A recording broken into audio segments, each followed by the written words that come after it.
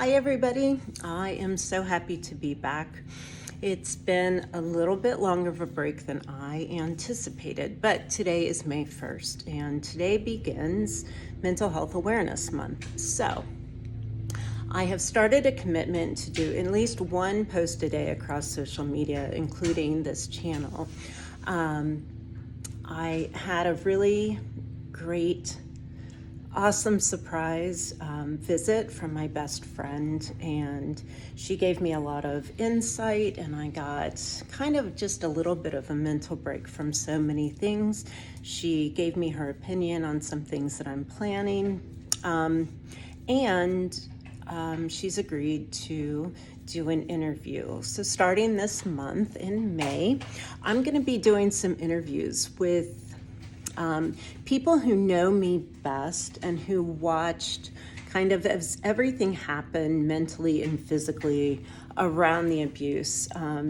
People who frankly saved my life, and people who recognized a lot of things that I was just not willing to admit at the time.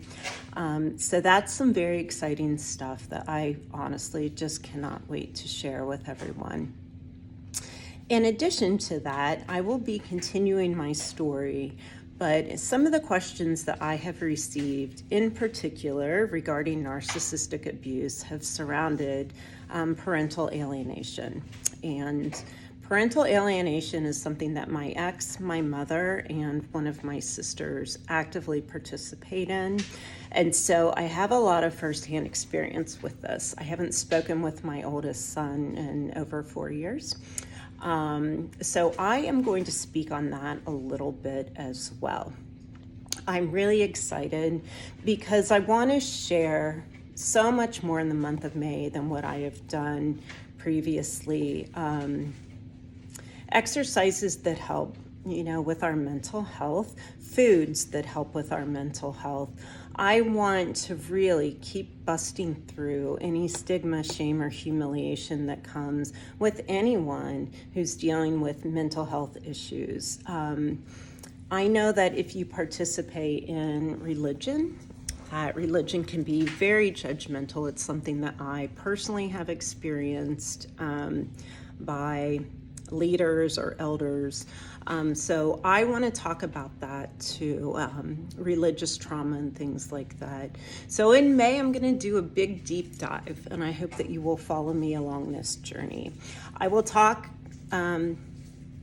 very openly and with total transparency about my own mental health diagnosis, which includes complex PTSD, struggles with anxiety that led to OCD, obsessive compulsive disorder, which should have been very well treated ADHD, considering that Polly, the woman who gave birth to me, was a mental health professional, and how severe that became, and the very, very severe depression that I encountered through the abuses, the narcissistic abuse. I encountered the gaslighting, the constant mind games, the knowing that my kids were being gaslit, lied to, harmed over and over and over again. So I want to do a big, healthy, deep dive into this because these are things that are happening more and more frequently, especially in America, and kind of this, hero victim mentality, the epidemic of narcissism that has grown, the just kind of the way that our society is kind of geared towards and really suffering from so many of these different plights right now. So I hope to get into so much of this with you and with everyone and share more and take questions. If you have thoughts and ideas, please feel free to let me know. My experiences in sharing all of this stuff and working with some really incredible new clients who have allowed me to kind of share some of their stories and what they're going through has been really profound, and I just feel so honored. Every time I'm able to make a video, every writing that I'm able to submit, every step I'm able to take going forward just feels like one victory after another. So if you would like to keep following me on social media, you can follow me on Facebook at Amanda J. Cox. You can follow me on Instagram. There are 2 new accounts, so I don't have many people on there right now. But one is called Victim Impact Statements, and the other is Amanda J. Cox 75. Those are both Instagram accounts. Obviously, this channel on here, and while I do have a couple other social media things, I'm just not super active in those right now.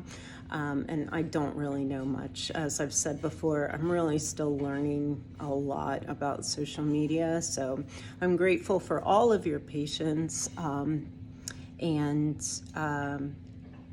every visit that you guys give to me. I feel very grateful. So I'll be covering some really great healing techniques that have helped me, which is a lot of somatic work. A lot of mindfulness work. I tend to do very experiential therapies with clients, and it's been found that if you have suffered trauma or have repressed trauma, that talk therapy, CBT, which is the most common therapy, actually hinders healing and often re-triggers people who've gone through trauma, especially things like CPTSD. So I don't engage in a lot of that. So I'll share some things that have really worked with me that my clients have found very effective. I'll share things that in the work that I do in yoga and in movement, work that I do when I work with educators, work that I do for people in both law enforcement and in the courtroom. So just a lot of different aspects. I am a huge believer that pharmacy, Pharmacy, is so much better and more effective than anything prescription. Most people don't know that most drugs that are prescribed for mental health challenges are only meant to be short-term, and in this country, people are on them for years instead of really getting to the root cause of their challenges, almost all of which reside in trauma from childhood in particular. In addition to that, I'll be sharing some of my favorite recipes that, for me, because of the severity of my abuse, it has led to some very complicated physical challenge that I have endured and still endure to this day. And what I've learned about all of those things and recipes that have helped heal me over time. In addition to that, I want to continue to share not only my story and those long-term impacts, right, that have happened, but to share in addition how becoming knowledgeable about what I was experiencing led to kind of this very radical healing. I've talked about it before in my other videos and writing, but for most of my life I was underweight, and when the abuse and the gaslighting and all of that just became too much, my body actually began shutting down, and I could no longer control any of my cortisol responses at all, and my body more than doubled its weight. At my highest, I was 260 pounds. After being a lifetime athlete, after having been underweight. I've lost all of that weight and a little bit more.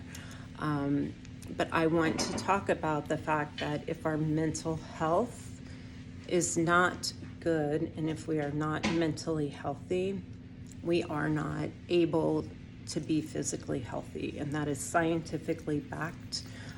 Nearly every disease is rooted in trauma from childhood, and I want to talk about that more and what that looks like.